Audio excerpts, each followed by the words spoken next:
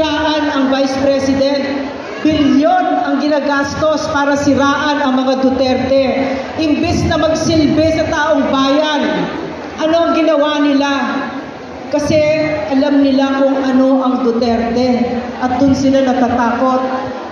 Ang alam nila, ang Duterte ay totoong nagsisilbi sa bayan. At narinig ko at nalaman ko mula pa sa mga opisyal na hanggang ngayon nakaupo sa gobyerno, ang sabi nila sa akin, "Ma'am, walang pag-asa ito. Nandyan talaga sila para magnakaw sa bayan." Hindi ko na siguro ito iniimbento. Kitang-kita, nalalapit ang SONA. Ano ang sasabihin ni Bongbong Marcos? Wala! Sabihin niya kung ano ang ginawa niya sa 90 billion na PhilHealth Fund na dapat sa mga benepisyaryo lamang pupunta, na hiningi niya at sinabi niya para daw sa noble causes. Meron pa bang mas magiting na goal kesa yung paalagaan ang kalusugan ng mga mahihirap? Bakit hiningi ng Office of the President na bawal sa batas ang 90 billion na PhilHealth Fund? Hindi lang yon. Bakit 500 billion ang ayuda na hiningi ni Martin Romualdez na nasa likod niya ay yung asawang Palakang Araneta? Bakit? Doon sa 3 taon na may pandemya tayo, ang ginastos ng gobyerno, 130 billion. Ito, 500 billion. At wala, ito makikita mo, pinaka nagugulat ako sa gobyernong ito. Walang kapasidad mahiya sa Pilipino. Kami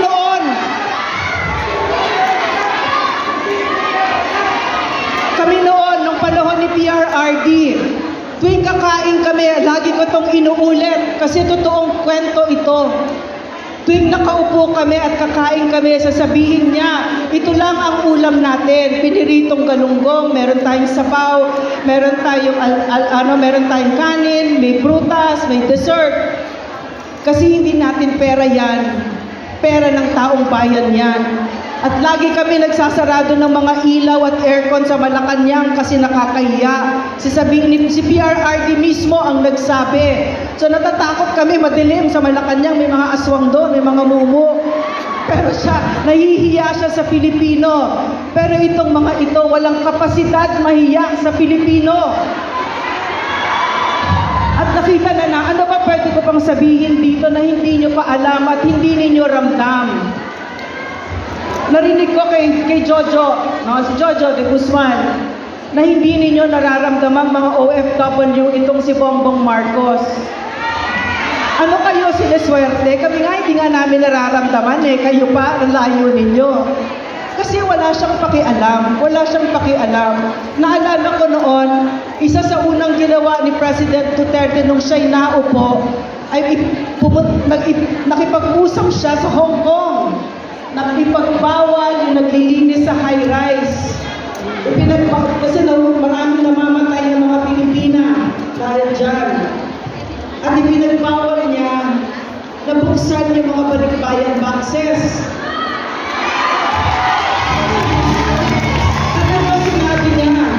Ano sinabi niya? Kasi andyan sa mga kahon na yan, yung pagmamahal nila sa kanilang mga pamilya, mga nanay yan. Pinaghirapan nila yan. Pero ngayon, ilang balikbayan boxes ang nawawala? Libo-libo. Nakakaiyak, nakakagalit itong nangyayari sa Pilipinas. At ito mga nakaupo, ang pinakamakapangyarihan mula Kongreso hanggang Senado. Sila ang may pinakamalaking atraso sa Pilipinas. Hindi na sila yung kapangyarihan na hawak nila ay mismo ginagamit lang nila para sa kapakanan nila at para wasakin ang ating bansa. So, narinig ninyo mula kay Eric, kay Pana, at sa mga vloggers lahat kung ano nangyayari. Nakakalungkot ang Pilipinas ngayon. Ang ginagawa nitong sila Bongbong Marcos, nakita ninyo yung ang sinasalag na talaga nila mismo ay ang saligang batas, ang Bill of Rights. Alam niyo yung Bill of Rights?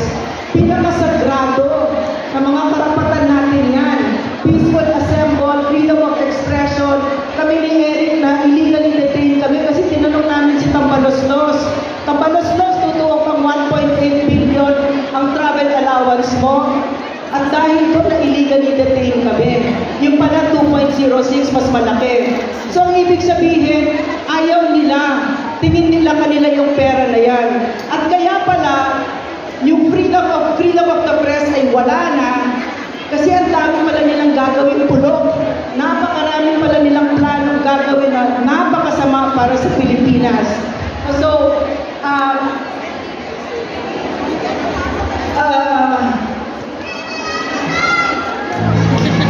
sinabi ni Professor Ana, narinig nyo, di ba? Kalapot na.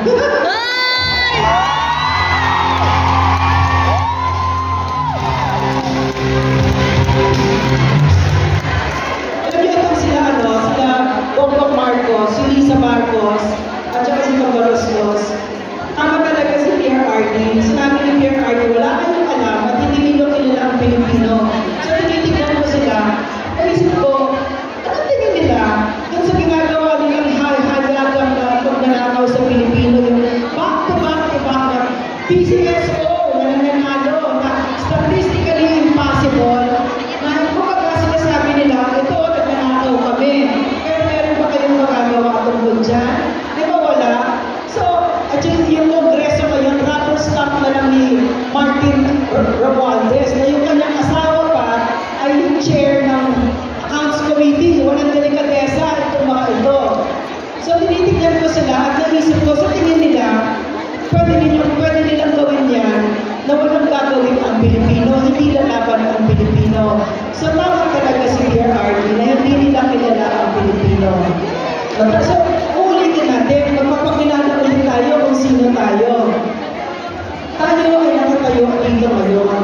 Tayo lahat dito na meron tayong konting laya. At nangyari yan dahil maraming lumaban para sa atin.